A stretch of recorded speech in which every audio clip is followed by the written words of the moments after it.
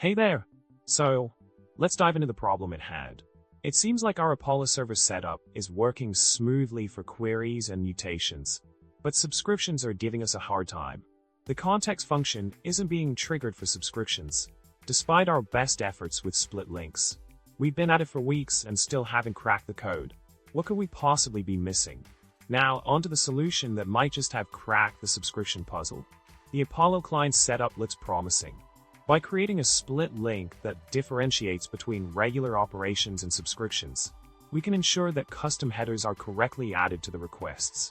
The combination of WebSocket links and HTTP links, along with dynamic context creation, seems to be the key to unlocking seamless subscription connections.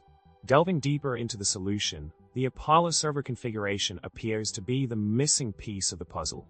By carefully setting up the server with the necessary plugins and context functions, we're able to handle subscriptions effectively. The use of WebSocket servers and the creation of a dynamic context based on the request type ensures that queries, mutations, and subscriptions all work harmoniously. In summary, we've tackled the subscription problem head-on with a strategic setup of ApolloClient and ApolloServer. By incorporating split links, dynamic contexts, and WebSocket connections, we've achieved a stable and reliable GraphQL setup. With queries, mutations, and subscriptions all in sync, our Apollo environment is now running seamlessly. Thanks for tuning in, and remember to like, subscribe, and leave a comment below with your thoughts.